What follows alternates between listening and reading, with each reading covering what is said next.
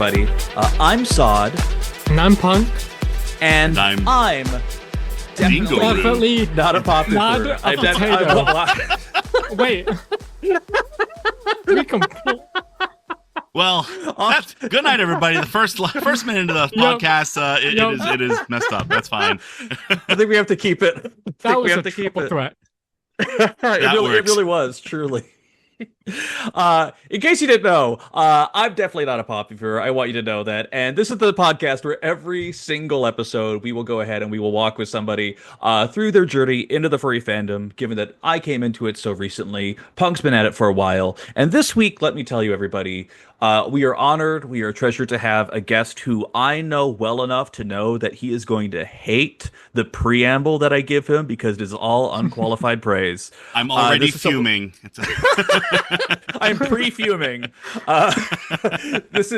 This is someone who has been an artist with such a recognizable style in the community for years and years. I think a lot of people look up to him. At the most recent 2025 Megaplex, he was one of two guests of honors right next to voice actor Charlie Adler. He is a VR streamer. He is the person I single-handedly blame for getting me into this fandom. And most critically, I think he is someone that I don't want to speak out of turn, but I think we can both say someone we both consider a very dear friend to us. In case you didn't get it in that intro, ladies and gentlemen, please welcome Dingoroo. Hi. Thanks for having me, you two. I'm truly honored to be part of this podcast. Honestly, it's I'm glad to be here. Well, we are just so stoked to do it because also we met you at such extremely different points. Well, I think kind of similar points, but at least the way I first learned of Dingoroo was because of the time I opened up my freaking TikTok.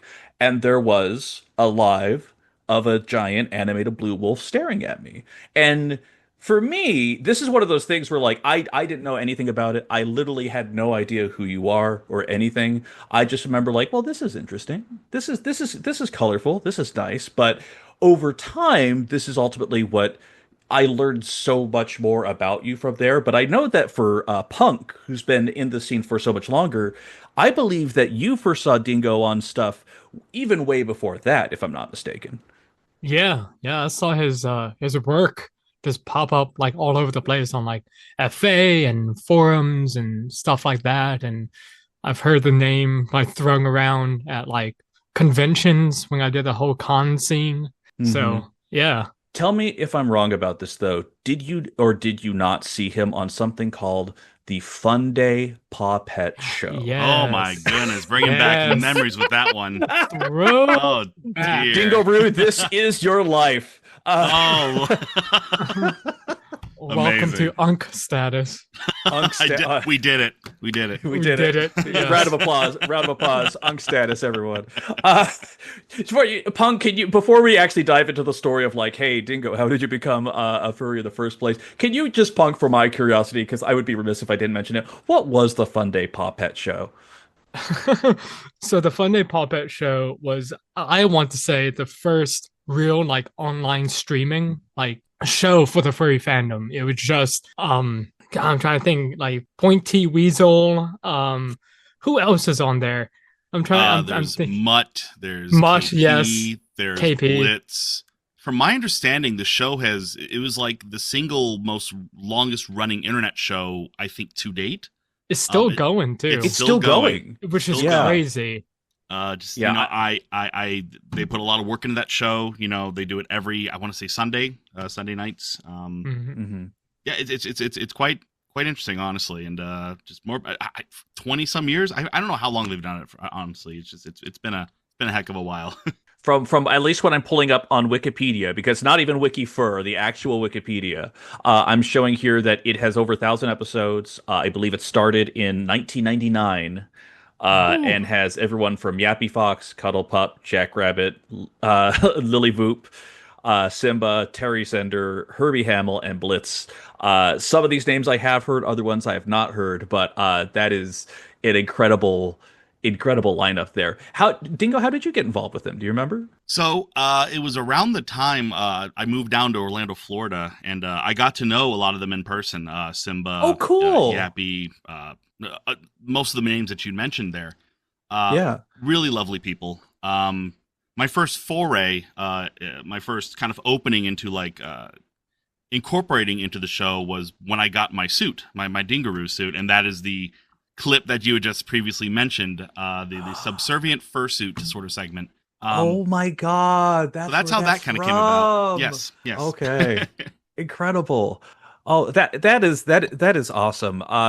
It's in case you weren't aware, this is obviously there's a lot of history here, and it's one of the things where, Punk, I was kind of thinking to myself, I'm like, why am I doing this? Like, as much as it would be a fun thing to interview all our collective friends, it is the kind of thing where as we go through this and come at it from such different points and angles, I truly am a person that believes that there is so much history to be found here within this fandom, and especially with the onlineification of everything, I'm not sure how many people truly know like some of that past and stuff, and I think it's kind of just interesting to explore it too, especially given that you guys come from a completely different era of where it was more than just mascot suits. It was full custom bodies and heads. And nowadays, I think someone can have a head and paws and that in street clothes.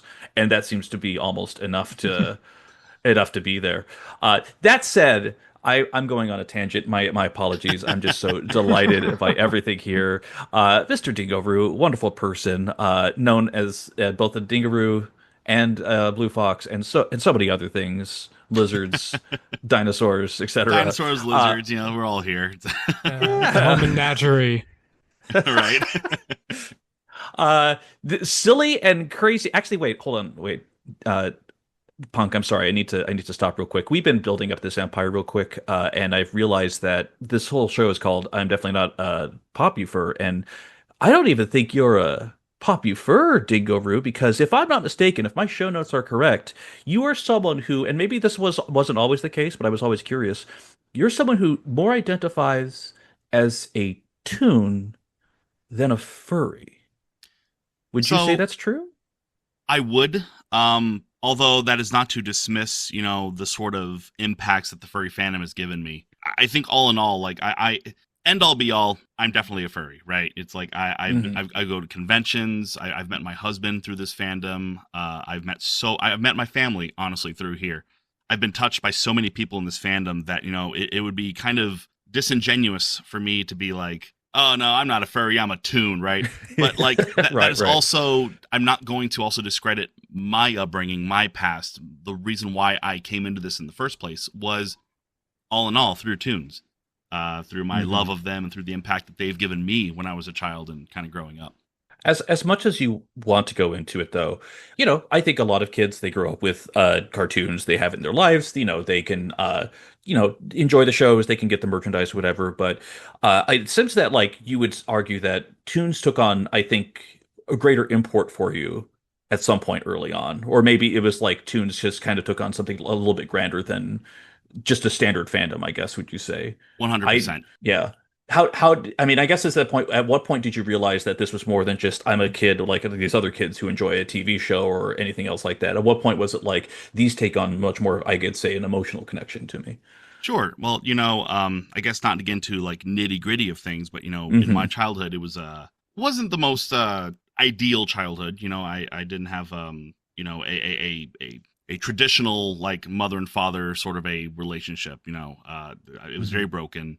And I relied on cartoons as a way to, sure, you can call it escapism, right? But for me, it was a way to cope. It was a way to kind of move forward.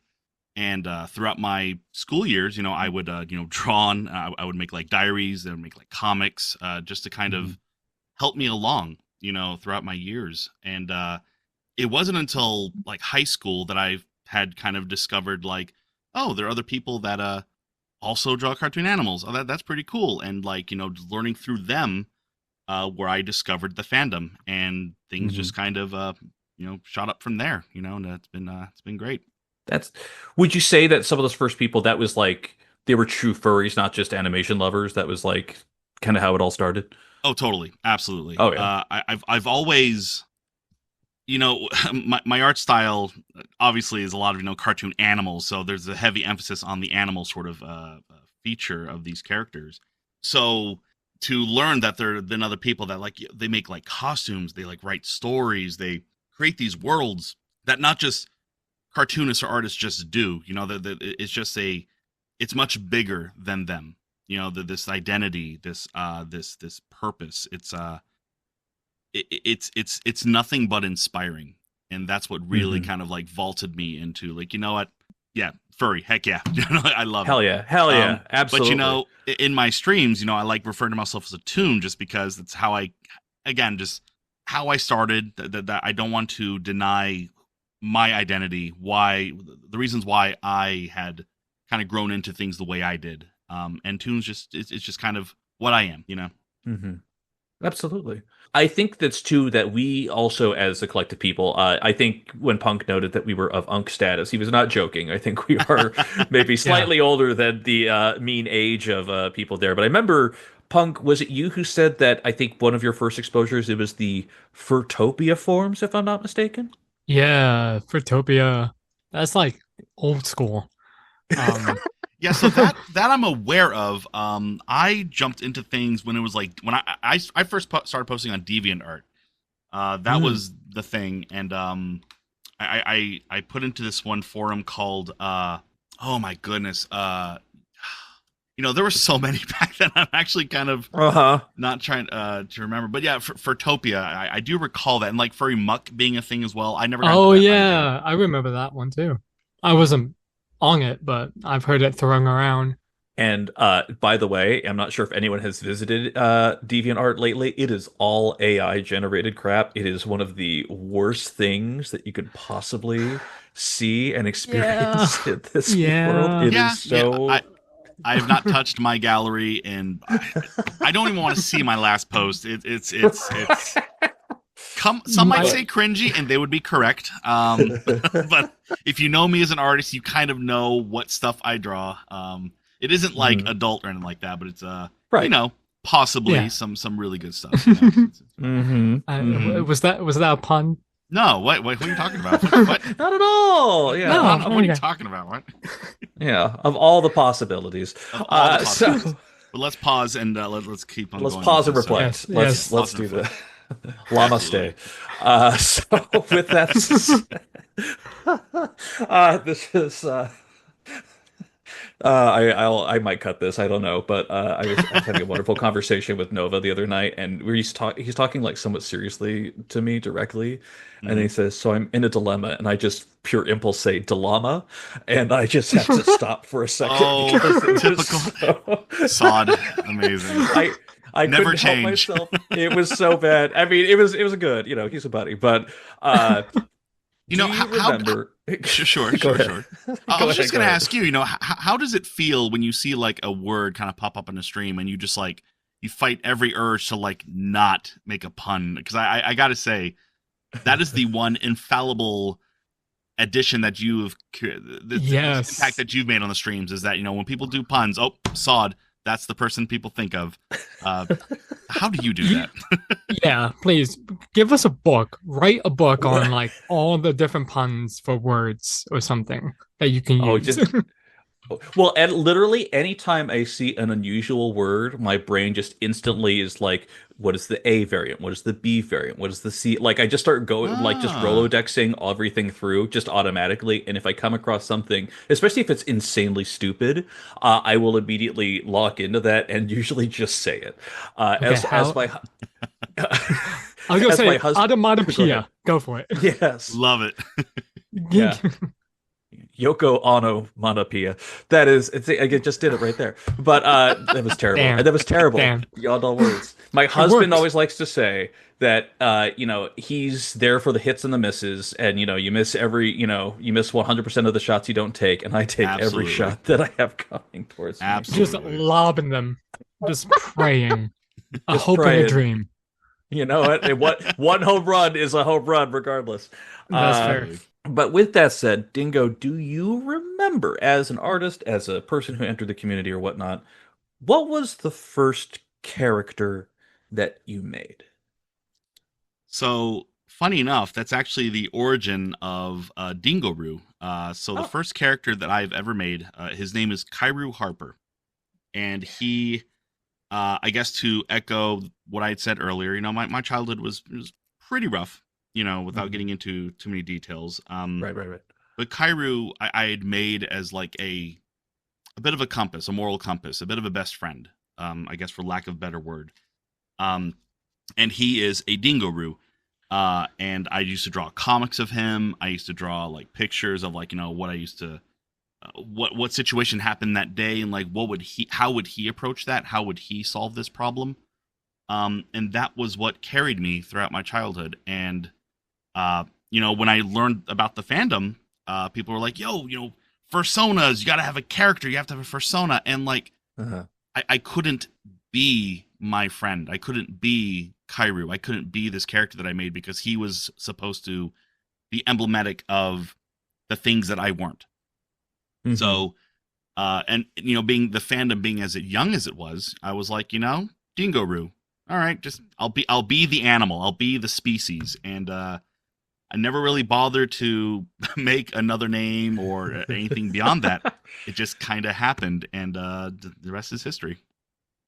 So anyone who knows you or anyone who's watching maybe a clip reel of our ad for this or that we have a promo will probably see at least the stuffed figure of the character. This the character, probably your most famous work with the black and white striped shirt with a love of mallets. This is Dingoroo, the character as we know. Yes. But he's, again, as noted, a part of an incredible menagerie of characters that we've had here.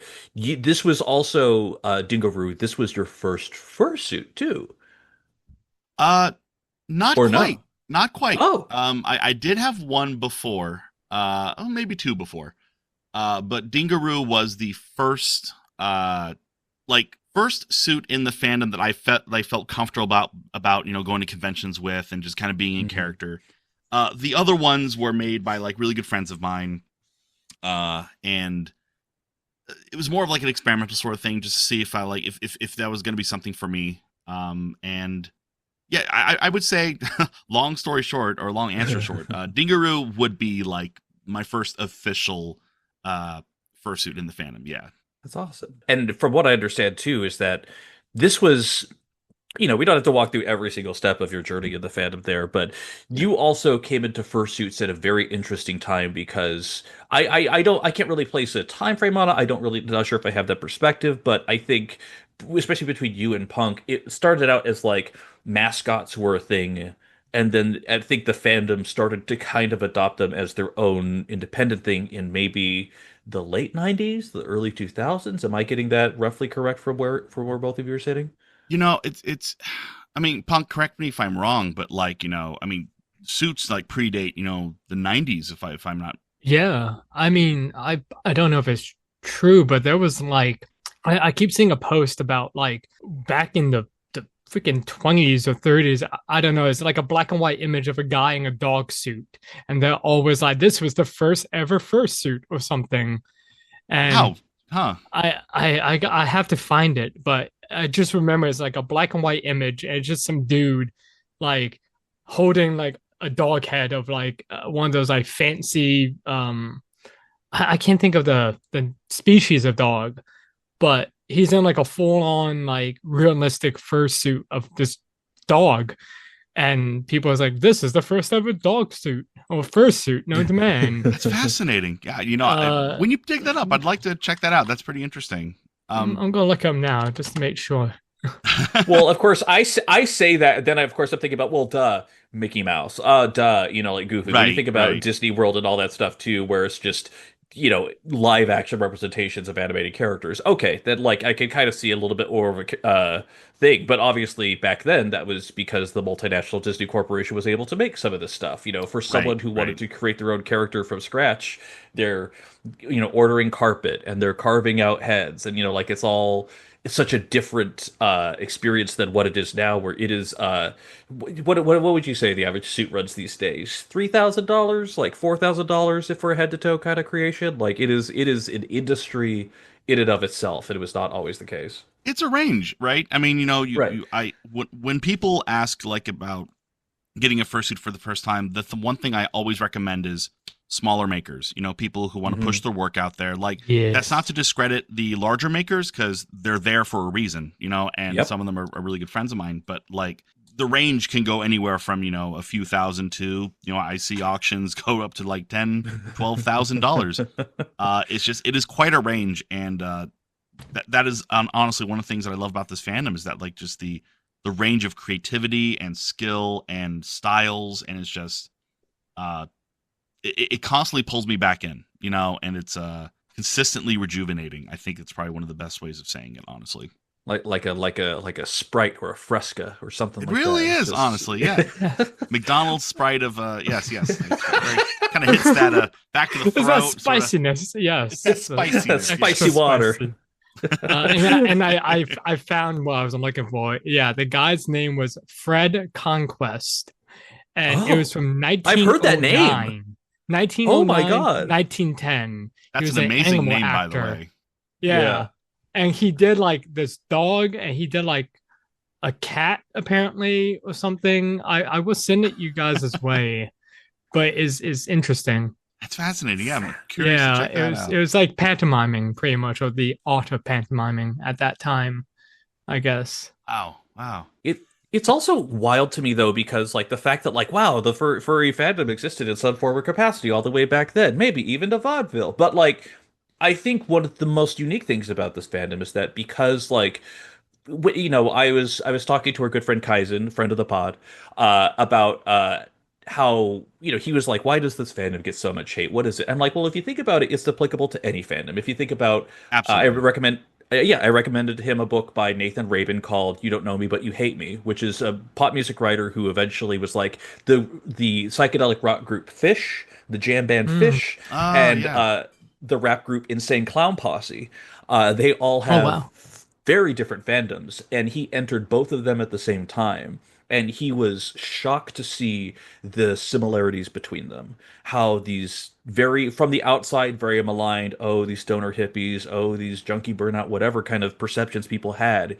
Inside, it was communities of caring, of love, of creativity on here. And what I love specifically about the furry fandom is that it just feels all-encompassing, because it's not just people doing drawings of art. It's music. It is theater. It is rock shows. It is so many different things. And I think that's the thing where when you talk about this punk being so back in the past, I'm surprised, but also not, because I feel like this fandom has adapted to the contemporary time so well. And I think very specifically, both of you, these motherfuckers here, these guys, especially moving into the realm of VR, is, I think, probably one of those maybe didn't see it coming, but maybe inevitable things, because instead of walking into a convention with a giant fursuit on, you can put on a VR helmet and you can suddenly see kind of yourself in a different shape. And Punk, you've been doing this, I think, longer than either of us have. I think you've been at it for 2 years, I think you indicated. You mean with VR or like just in a little bit longer than that? Because I started the VR chat thing back in, I want to say 2019, when I got into VR chat. And it only took me until I think 2.5 years ago to get like my custom character, which and that character just kind of like came to be. It wasn't anything I, thought out. It was just based off a public avatar that I found and used at that time. And then I'm like, oh, well, I have money now. I can buy a base, and I like the colors. So let me just do a repurpose version of that and then throw that 50s style I like onto it.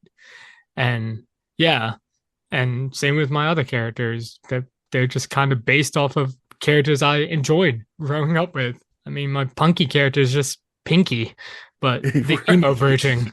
I gotta say, I jumped into VR in large part because of you, Punk. It was really cool to see you not only just, I think it's also disingenuous to be in character, right? Because I think these characters, these avatars are us as an extension of who we are. And it's just freaking awesome, honestly. So I have to thank you, honestly, big time, for being just an amazing supportive individual, amazing friend. And so anyway, enough of the gushing. I'm sorry, I didn't mean to. Yay, Punk! Yay, Punk! Yay! But for Well, real, like, we all incorporate something amazing to this fandom and to our communities, right? I mean, shoot, I mean, just said, talking about you, Sawed earlier about, you came into this as like someone who just commented, who just kind of came on the lives, but like you became something way more than that, and it's very indicative when you go in these lives and you see people just like, hey, Sawed, hey, Sawed, hey, Sawed, hey, Sawed, like, you Yeah. such a rippling impact. So like, it's this is why I love the fandom. Like, this is exactly why, and it's so cool. Like, it really is. It really is be a part of. It's neat to be a part of something magical like this. yeah. With that said, there is one thing I do kind of want to say though, because I think, and I appreciate that so much for the record. I don't want to gloss over that, but I want to indicate that last time you and I talked, Dingo, you said something to me that I thought was actually quite profound, which was that your view of the fandom, as great as and wonderful and as caring as nurturing as it is, you also said that you kind of view this fandom as effectively modern day punk rock to a degree. Yeah, And not yeah. necessarily in the sense that it's like, fight the man kind of thing, but like in terms of defiance of cultural norms, this is potentially maybe as defiant as you can get in some instances, unless I'm misinterpreting your No, sentiment. I think that was more or less the direction. I mean, I would say that you. Am I wrong to say that like drag was also a bit of a sort of a form of going against cultural norms and just kind of 100%. and Yes. 100%. I feel that furry is a lot of that too, and it's just that full on embrace of just like the craziest thing is furries that I've known, in fact, which is like honestly like 95% honestly of the fandom, are some of the most happiest people you'll ever meet because they are their true unadulterated selves. Hmm. Um, despite all the hate, because people don't know, Yeah. despite all of the bullying, despite all of that, it's you just keep pushing forward, and it's again just incredibly inspiring and just really happy to be part of something like this. Yeah. Well, and it's the kind of thing where I don't want to say it's approaching mainstream, but I just feel like it is something where the acceptance of it is just more and more commonplace. Because I feel like, it came up in our episode with Kaizen that we did. I think Punk, it was you who mentioned at one point our only true like mainstream representation was that CSI episode about furries or about like murder at a fur con or something like that. Well, That I yeah, think. yeah. At the time doing that, I mean, now is you can mention the term furry, and either it is seen as a good thing or a bad thing, depending on who you're around. I feel like it's a very commonplace. I mean, they had who was it? What celebrity brought the people in fursuits to the basketball game? Like at some point, Oh, I I don't forgot. know. I'm Yeah, there not. was like and there's like musicians now who are like rocking fursuiters or have fursuits. I Car mean, seat headrest, very, very yes, public exactly. furry. Yes. Yep. Yes. And then you got odds one out or the odds one out or whatever, That's James. right. That's right. Yeah. Yeah, like he came out and like he's beloved by all. Like I didn't even know he was a furry. I just liked his animations. And then he came out. I'm like, oh, okay, that kind of explains some things.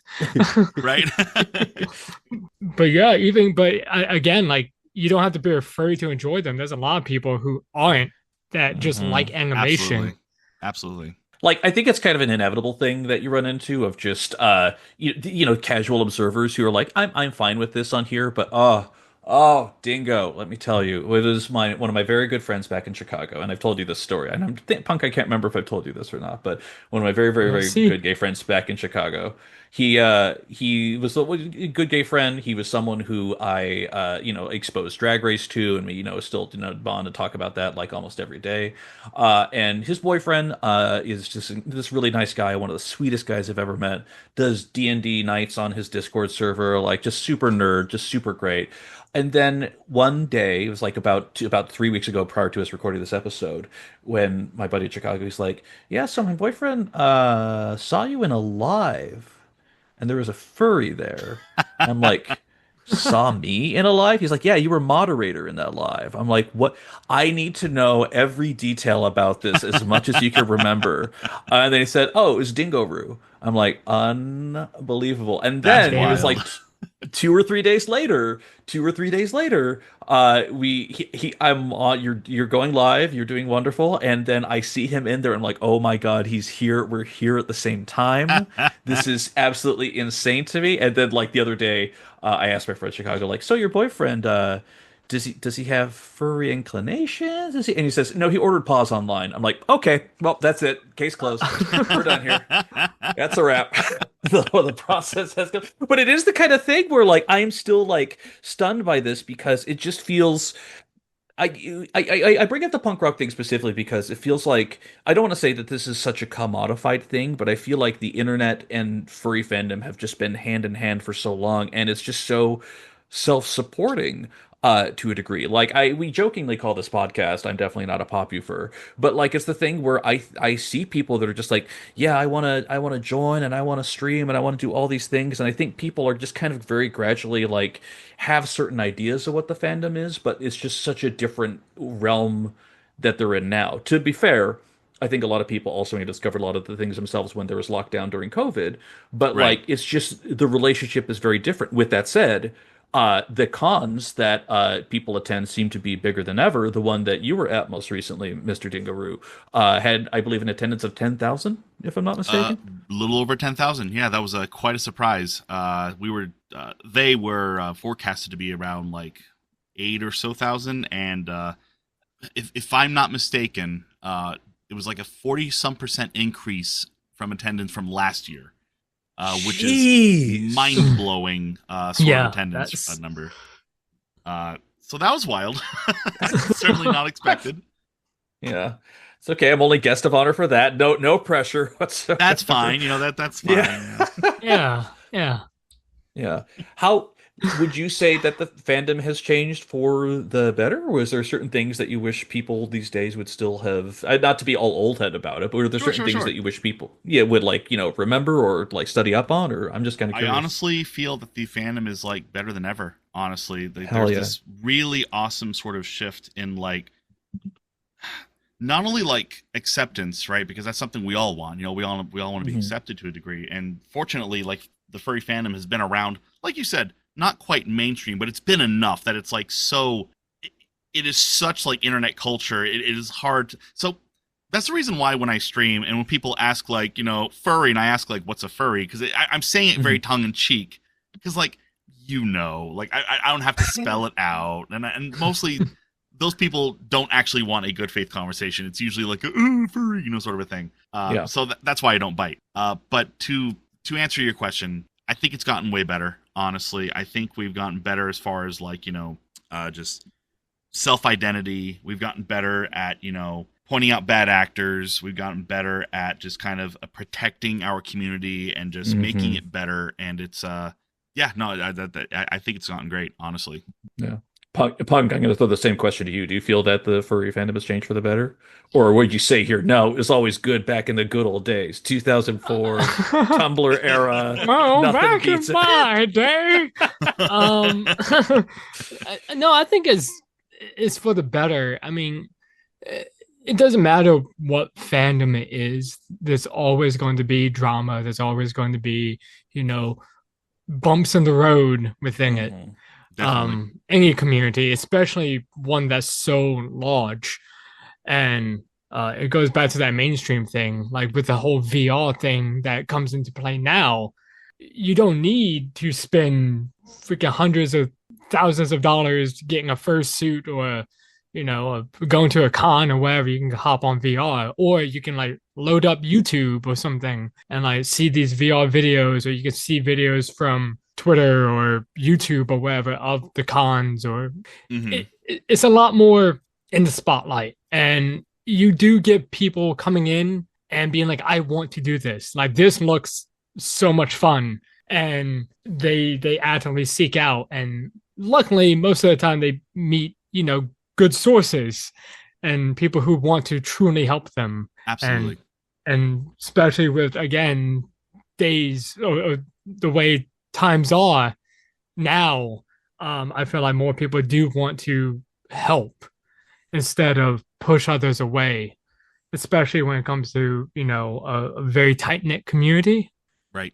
Because again, like as you said, like the community is very protective, and I think we want to keep it that way. So I think it's for the better. One thing I kind of wanted to press on a little bit though is that would you feel, because I feel like for we all have different, degrees of friendships on there.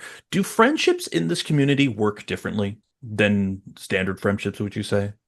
Interesting question. I only ask that Yeah. just because. Oh, okay. Then yes, great. Go ahead, expand. You want to go, Dingo, or shall I? Go, Punk. I'm kind of elaborating. Yeah. It's interesting. That is. I mean, it's iffy. Because I'm only coming from my experience. Right. And as I said, like throughout the fandom, I have been through, well, in the fandom and being chronically online, um, I have been through so many groups of friends over the last like 15 years. And it's crazy. And like even in the last 3 years, I've been through 6 set of friends, like to a point where it's like those like, bro, we're never going to like be apart. We're gonna hang out. We're gonna like meet up, and in like 3 months disappears, radio silence. Yeah. And because they move on or something, it's crazy. And like I'm in this, and for me at least, I'm trying to keep up with everyone as well because I don't want to be abandoned because I've been abandoned before by people that I'm just like, oh, you guys are cool, and they're like, yeah, bro, I like your vibe, and then like 3 months later they're off fucking around with a whole new friend group, and it's just I don't know if it's like the ADHD that's just rampant or what, but it's tough. And as I said, I don't have a lot of like real life friends outside of online. Like I do, but they're all like into sports or drinking or things that not center around memes or theater or whatever or music. It's Right. yeah. So it's difficult to connect with the outsiders, but also I guess hard to connect within the community. So I don't know. Yeah, it's funny. Like, I think the irony is that the outside friends, quote unquote, outside friends are like, I don't have a life, quote unquote, outside is because I work within the community. I draw, I do cartoons, I do animation, I do graphic design within the community, and that's who I talk to on like a day-to-day basis. Sure, like I go out to go to the store and I see people I see all the time and I talk to them. We have neighbors, yeah. Exactly, yeah. Right. So, and the nice thing of, working in an outside element is that you can make friends on the quote unquote outside. But so like, I guess there is no line for me. I think my outside friends are my real friends. They are, and the fandom is who I am. And I get that, people, move on, that it's, who's to say, it could be like the novelty, it's like, oh, they're moving on to someone new. We've all been there. It's like I've had friends for, many, many years, and they've gone their own separate ways and done their own separate thing. And sure, it hurts. Absolutely. Especially when you're questioning yourself, like, what could I have done differently to keep that friendship? What should I have done? And sometimes that's just not the case. Sometimes it's just, they have their reasons of moving on. Sometimes it's not personal. Sometimes just, we are lucky to have a small group of friends that we regularly contact on a fairly regular basis.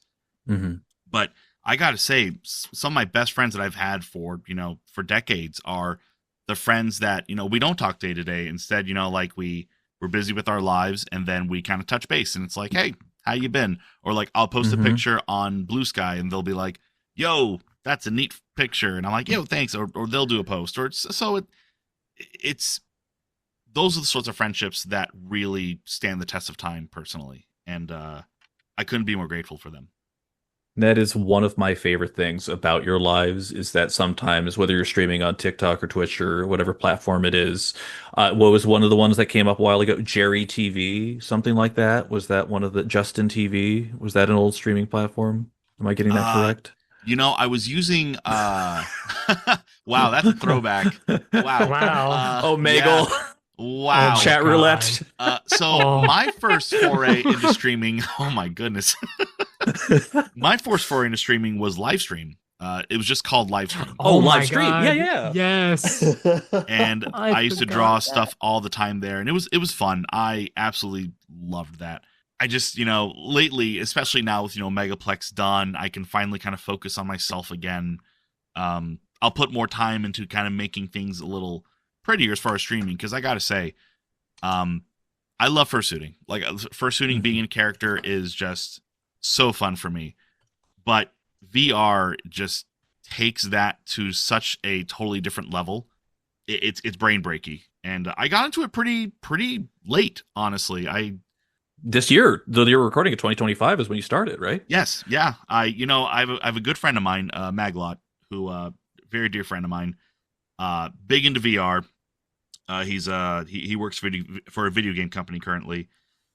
He introduced me to VR chat and VR in general 5+ years ago. And he put me on a headset. I tried a character, and I was just like, that's cool. Wasn't my vibe, wasn't clicking with me for some reason. It wasn't until Maglot, his husband, and a really good friend of mine, Artie, came to me, who basically ganged up on me in my studio and was like, we're gonna try this again, except you're gonna do full body tracking this time.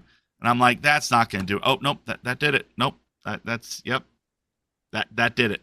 And it just Immediately clicks in. It's that headspace, and that's something that I crave. I love that headspace. I love just kind of looking down and like, not a person. I'm a toon or a character or a whomever. I used to mascot for a while. Pokemon. So, a Pokemon. I love people. Absolutely. Yeah. And it's something that just really resonates and has helped me for so long throughout the years. And that's just very meaningful for me. Mm-hmm. Punk, do you have a similar experience with the VR at all, or is it different for you? I never did a full body. A lot of people keep saying I should, and you should, because you should. That's what I mean. It's like do it. Peer pressure, the podcast. Love it. But I'm just like, I still need to like buy stuff. I mean, I feel like I have the setup, but I'm also like in the anxiety of like, I don't want to spend this money and then it not work. Because I don't mind just, throwing on a headset real quick and, just hopping on. Because I feel like it's so cumbersome, but I know a lot of people are being like, no, once you have it set up, it's just like plug and play. So, but then again, it's just, I don't know. I feel like I'm so used to. I'm lazy, so same. I guess that's what it comes down to. Is just I'm lazy, so I feel like I'm still just going to be a full body, just like lounging around. I'm going to be those people. That's amazing. But I don't know though. Like that's what I mean. I'm hoping. I guess I'm like holding out for better technology, like where you can just use a webcam or something and you don't need trackers or whatever. And it'd be like, I know VR chat already has something similar where you can use your webcam and it will track your eye movements and your hands. Is very janky, right? But is something there for desktop users. And I'm hoping that like in a year or so, it can do the whole full body.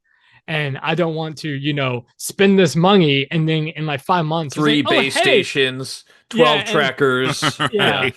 And then in like 3 months, it's like, oh yeah, you can just use your cell phone with your crappy 8 megapixel camera and have fluid tracking. Cool. So listen, it's just like you gotta hold out for those ear trackers, man. I swear they're $500, but they track your ear movement incredibly. Oh, I can't wait for the body vest so it feels like I get stabbed and get the true phantom pain sense. Oh, for Pete's sake. The ultimate haptic feedback, and it will haptic you off. And now, I saw you had a very different sort of I don't want to say like sort of a perspective on this, but like you came into this like through TikTok streams, right? Was that like your first kind of foray into VR streaming? Well, for VR streaming, yes. Unquestionably, yes. That was, and I would dismiss lives anytime TikTok would give me like, "Do you want to see a live? Do you want to see someone talking to a camera and it's in real time?" I'm like, "No, I do not want to see that. That sounds terrible." And like, I had to keep being like, "Stop sending me lives." And then it was one of your early streams. I have no idea at what point in the process. I think it was late February. Yeah. But it was this giant blue wolf next to a brick wall in jeans with giant paws, and it was Hmm. like, "Hi," and I can't even, I don't even think I commented the first time, but I think it was just like, well, there's like six people here. I guess I can add a comment or something like that. Like I just like it all started so Yeah. innocuously. I was a little bit teed up for furrydom. My ex was a furry, like, and is still lovely and wonderful. We still Oh, talk fairly okay. regularly. But it didn't connect. It wasn't really my thing. I could appreciate some of the art and the artists and whatnot, but like Sure. going to a fur con, no, just not in my worldview. And it's crazy because I asked the question about friendship specifically because the first friends I had in the fandom were people that I met in your chat, which is such a wild, I mean, genuinely, it is such a wild thing to me to be Yeah. like, I could be funny in chat, and there were people who would like to interact with me more through DMs, through online. And, you Hmm. know, some of our friends like Drewski and Orion, who are friends of all of us, like, these are people who I met and, like, it kind of grows out from there. And then it moves to Discord, and then you're in a Discord server for this other streamer. And just like, it's Hmm. just one thing after another. And it just feels so new to me because spoiler alert, I'm 40. You know, Unk status achieved truly fully.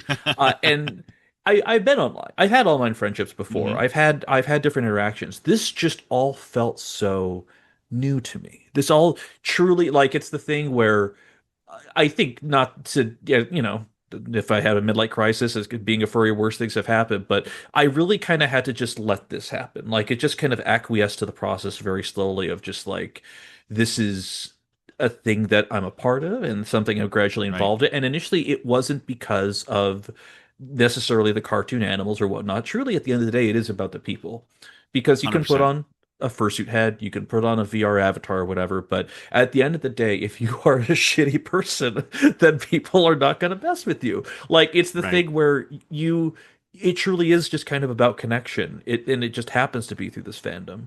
And the thing it's brought me so much joy. I've met so many great people. The first true panic attack I ever had was the day when Dingo was like, "Sod, you've been around for a bit. There was someone who was spamming some annoying stuff in chat. Let me make you mod." I'm like, "Okay, buddy, I'm gonna help you out. What's this button do?" Mutes all of chat. Not a single comment can go through. He has to immediately end the live. uh, He then has to revoke my status as mod within good like quick a times. minute.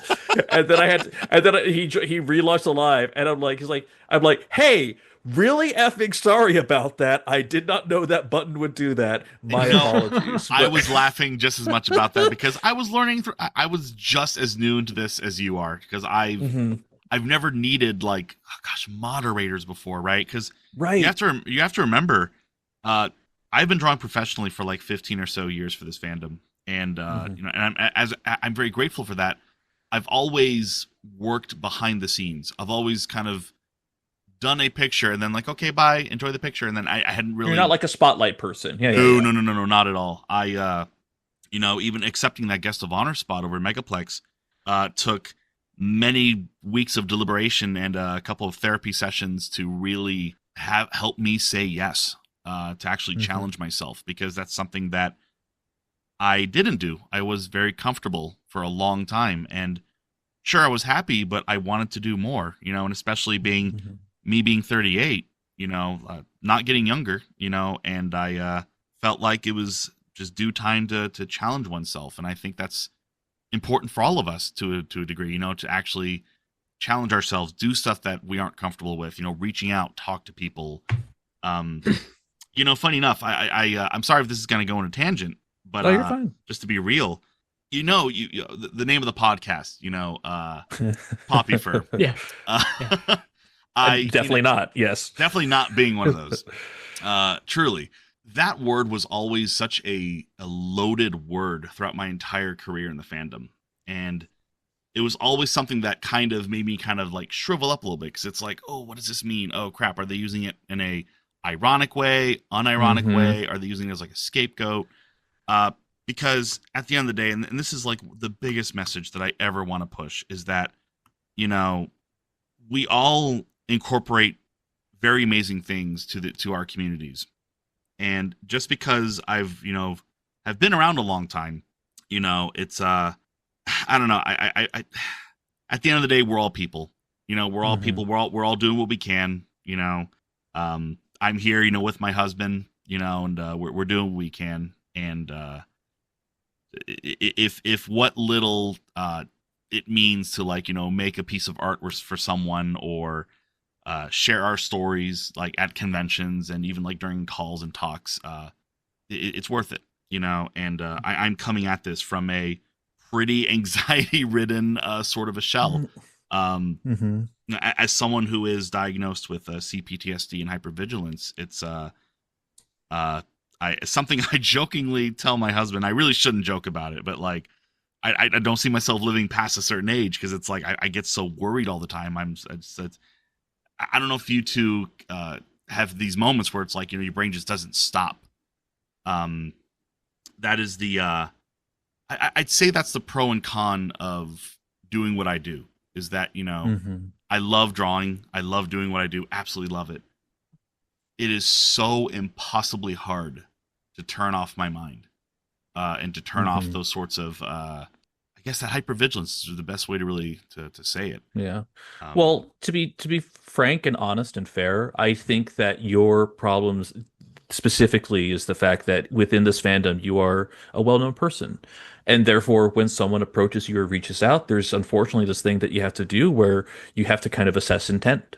You have to be like, yeah, is this person acting in good faith? Is this someone who is just obsessive? Is it, like again, and this that is the shouldn't have to fandom be that, that well, way. It right, really shouldn't. exactly. But Yeah. I get it, and you're exactly right. And it is kind of an assessment. Something I say on streams all the time is there has to be rapport. If we want to be friends, we have to know each other, talk to each other. I get a lot of a lot of streamers want to just be friends with everyone, and hey, that's awesome, that's great. I'm happy that you're comfortable enough to be able to do that and to give that sort of space. But like, I've unfortunately been taken advantage of so often that Hmm. have built You have to protect some. yourself. I do, yeah, absolutely, and it's no one's fault in particular. I know it's mine. Right. Um, but it's just kind of it is what it is. And that's why I'm thankful for people like you guys. People like the aforementioned people who join the streams and my friends over the Hmm. few decades. It's been I'm really thankful for them. Well, well, I'll say very specifically, I'm thankful for you because, frankly, thank God you were my entry point into the fandom, and I mean this truly because, like, in your lives, like like anyone who's seen a furry streamer on VR Live, they can do, like, there's so many worlds they can explore, they can talk to chat, they can be zapped, there's a number of Uh things they can do. Please don't be zapped. But most critically, in those lives is the kind of thing where like someone could be like really annoying, like, hi, like, are we going to see it? Did you see my comment or whatnot? And what you did is that I've seen some streamers just be like, can you block that guy? Can you mute that guy? Can whatever? And you're always like, hey, can you not do that? Can you calm down? Like, you were always patient with people. You always gave people a chance. You always like, and sometimes you give them a chance and they fuck up immediately and then we ban them. But like, you were just like always just kind of like accepting it because every time that you do a stream or you do a video, that could be someone's first ever stream within the fandom. That could be someone's first ever video or anything else. Absolutely. And so like the way that like I learned of the way to just kind of like show that kindness to people was very impactful for me because that kind of set me up as a template for how I would behave in the fandom as much as I can. And I'm sure there's days where I'm going to fuck up and screw things up horribly, but like this idea, this philosophy of just kindness first, because as much as you may not want to have that burden of being someone that people look up to, it is also kind of that responsibility where you also then kind of get to, whether you like it or not, get to tone set a little bit. And your way you go about it is that you set up things up with kindness and just honesty and openness and goofiness and sharing, and it's like kind of how it's meant to be. And I'm sure some of the other people, some of the Funday Pawpet Show people, they may not see themselves influential, maybe they do, I don't know, but like to have that be your leading quality and to have that be what you imprint on others is huge. And I'm thankful for that directly from you. I appreciate that. Truly. It's I every day I'm reminded that none of this is to be taken for granted. At all. I think this year specifically has been a major turning point as far as my reaching out to other people in the fandom. I mean, shoot, with like a whole guest of honor thing with streaming fairly regularly. And I do recall telling you saw this, and maybe you punked this as well, but like there have been swaths of time that like in my 15 plus years that I will just post, and then I'll see a hurdle and I'll just crash and burn, and then I will disappear for 3, 4, 5 months on end. No joke. And it was just a way to like, I don't want to say repair, but like, I got comfortable. And I think as a people, we shouldn't just be comfortable. We have to fight for each other. We have to fight for what is, common decency and like, for change, for better change. And, and that involves not being comfortable. And, yeah. It's tough, and I'm saying all this now with like a heart racing at 120 miles an hour because it's these things are scary, but that's the point, is that it's supposed to be scary, and I think that is important for growth because the more you are in these things, in these moments, the more you acclimate, and I'm still learning. I think we're all learning to a degree, and yeah. I at the end of the day, we're just guys right here in this chat here. We're just guys that, 100%. so happen to be a part of this fandom. And I love a chainsaw sandwich just as much as the next person. But I will say the one thing is that what's been so lovingly annoying about this fandom is the way that people have seen things happen to me before I know them. Before a lot of people just like, no, you've been around this for too much. You're going to come out as a furry. I'm like, you don't know that. I just like the people that are, damn it, I'm a furry. And then, next thing, oh, nope, you're going to get a VR set. Dang it, it's here now. Now people are saying you're going to be a streamer. I'm like, you don't, and it hasn't happened yet, but like, I'm just, That's the next step. It's just this thing, but I will say, there was someone during a stream, a guy named Foxums, who seemed like a lovely individual, who said, if you're new to this, another thing you're going to have to do is people entering and leaving the fandom pretty regularly. And that hasn't happened to me yet, but since you had indicated it before too, that's like, I just didn't realize that was such a common thing that it had become commonplace. Have you ever run into this, Punk? I'm just curious. With people just entering and leaving and coming back, or did it happen to you? Yeah, no, it definitely happens. I know a bunch of people who have been like, I'm done with this, and they move on and then end up coming back like 4 months later or something.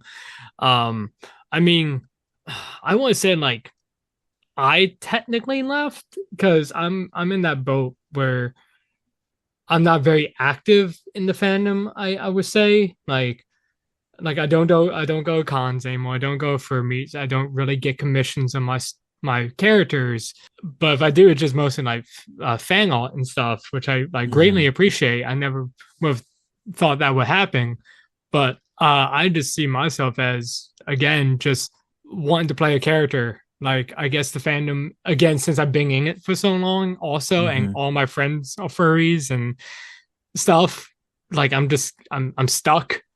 But hopefully pleasantly so. Oh yeah, no, pleasantly so. Yeah, definitely. Yeah. As I said, it's just like I feel like, so my one friend, he had this great analogy. He's like, the furry fandom is like high school.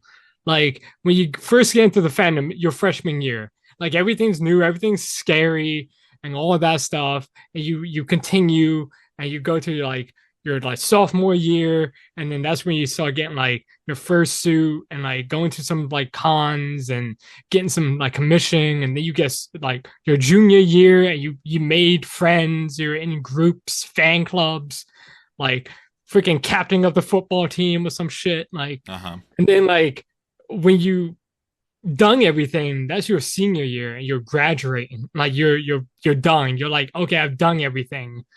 Like I'm not over it, but I'm like, I've done everything I need to do.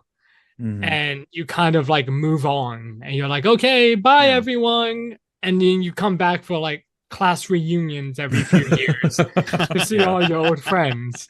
And I'm like, that's the best analogy. And I use that myself. That's very fascinating.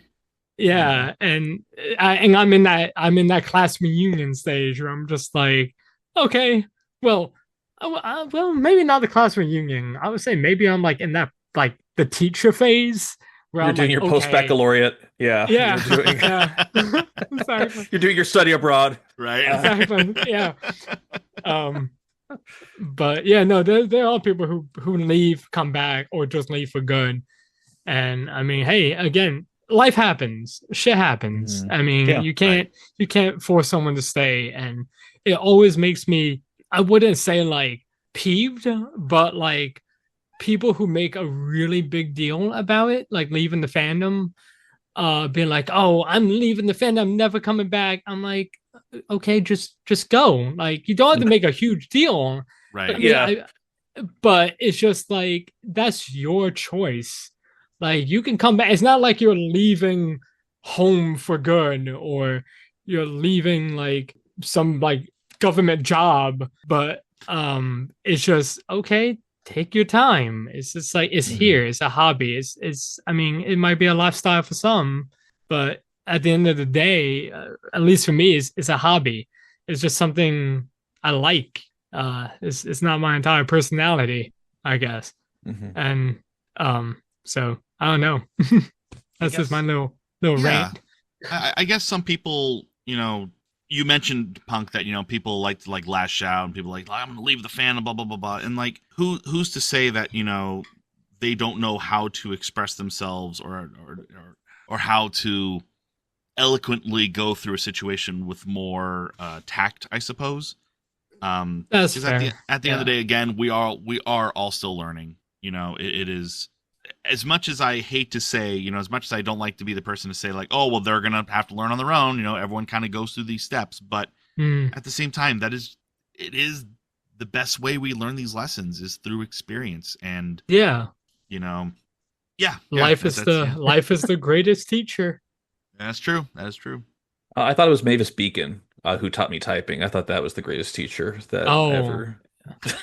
Mine was Speak and Says.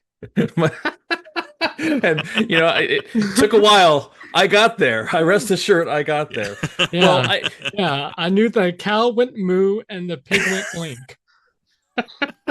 And you know, that was furry propaganda 101 right there. Cal went there. It was. They make it so cute and adorable. That's how they get you. All I could say is that I think it's fair to say that as people who are in this at such different points, there's still a lot to figure out. And I think for me, it's kind of this thing where I'm like, I'm still figuring it out. Let me do a podcast about it so everyone else can go on my journey with me. But like, it's still thrilling though, because there is so much to it I just genuinely love. And I truly, when I asked about the friendships thing, the friendships I've made, which have been pretty much almost entirely online, have been of a different flavor, a different variety, and a different depth than I've ever seen before, to the point where the fact that I could probably say that both of you are good friends of mine, like not just my furry friends, like actual like people that I genuinely care about, truly is like it's like a big deal. Definitely mutual. Indeed. And I never thought I'd get to that point, and it's just a delight and something I'm continuing to explore to the point where I feel comfortable enough to now say, Dingoroo, speed round, super quick, Paws or Maws. What do you think? All right. Next question: Roadrunner or Wile E. Coyote? Wile E. Coyote. Next question. Warner Brothers or Hanna-Barbera? Ooh, that's a tough one. That actually is a tough one because, you know, I was like, Team Warner Brothers for a long time. But, you know, they've made some decisions from the top, and I don't agree with a lot of their decisions. Like, I don't agree with canceling movies because they want a tax cut. Canceling projects that, like, many people have worked on. So I'm like, you know, I'm going to have to say begrudgingly Hanna-Barbera, I guess. But, you know, I got to say, I love Wile E. Coyote. He's still my love. Understandably, Animaniacs or Tiny Toons? Animaniacs. Godzilla or Gamora? Oh, how dare you! Got the first "how dare" of the podcast. How dare! Ooh, Godzilla. I'm gonna have to go Godzilla. Oh man. All right, and then finally, I asked it the other day. I'm gonna ask it again because it was so good. King K. Rool or King Koopa? I think I was going. I knee jerk reacted and said King K. Rool, but I was like, wait a heckin' second. King Koopa. I thought about that a little more, and I'm like, no, King Koopa. That is absolutely my answer on that one. Well, Punk, I think you and I need to just do a quick little consult on here. This is a podcast. It's definitely not a Popufur. We don't allow Popufurs. Do we think that Dingoroo is a Popufur? What are we thinking? What's our assessment? Mulling over the notes, looking at the score sheet. So yes. You don't have a Discord server, so I can say that's one thing. True. That's true. true. That is very true. Don't have one. You don't have one yet, and that's a big point. That's a big point. It kind of is. Yeah. I promise I'll work on that soon. I just yeah. Can I say I'm like Sisyphus? I'm gonna say no. Okay, no, not a Popufur. All right, congrats, Dingo. You're cool. You can hang with us. You are definitely Fantastic. not a Popufur. Yeah, you can come to the cool kids table. Hell yeah, let's go. Hell yeah, right. Let's go. Let's get it's purple stuff. Oh wait, Sunny D. Either way, let me just say. Excuse me, I got my Fiji water here. Let me drink my bougie Fiji water. Okay. Bougie Fiji water. Nah. Voss. Hey, yo, we got a Voss. Oh, okay. All right. Yeah, bro. Okay. Punk in his ivory tower over here drinking his Voss water. Yummy. Digo, before we go, where's a good place people could find you if they wanted to see you online? You can check out my lives on TikTok. I stream fairly regularly on there. You can find me as at Calamitoons, or just search up Dingoroo. You'll find me. I'm also streaming on Twitch. It is Dingoroo with an extra O at the end. And I also fairly regularly post on Blue Sky. That is Blue Sky. What is my profile on there? Dingoroo.net. You can find all of my stuff on there. Excellent. Well, more than anything else, though, thank you, A, so much for being on this podcast, truly. B, how dare for you being the reason I got into this fandom in the first place. You're truly. very welcome, Sawd. No, shame on you. And last but not least, truly, thank you just for everything you do. I think no matter what happens on my journey, I think that whether you were conscious of it or not, you have set me up for a lot of success and a lot of kindness. And I truly think that there needs to be more people like you in this world. Genuinely, it is such an honor to know and meet you. Truly, the honor's all mine. Honestly, I am lucky to have befriended such amazing, genuine, good people, and I feel that's what we need in the fandom. We need just genuine people, and I suppose that's that. Yeah, thank you for having me on. I really appreciate y'all. Yeah. Oh, and Punk, make sure you get full body trackers. We're gonna make sure you that before end of year, full body animatronic Punk. It's gonna happen. Thank you, everybody. Thank you so much for listening. Please find us on all the socials. Leave us the reviews and the comments. We welcome them all. Thank you so much. We'll talk to you next time. Take care. Goodbye. Bye.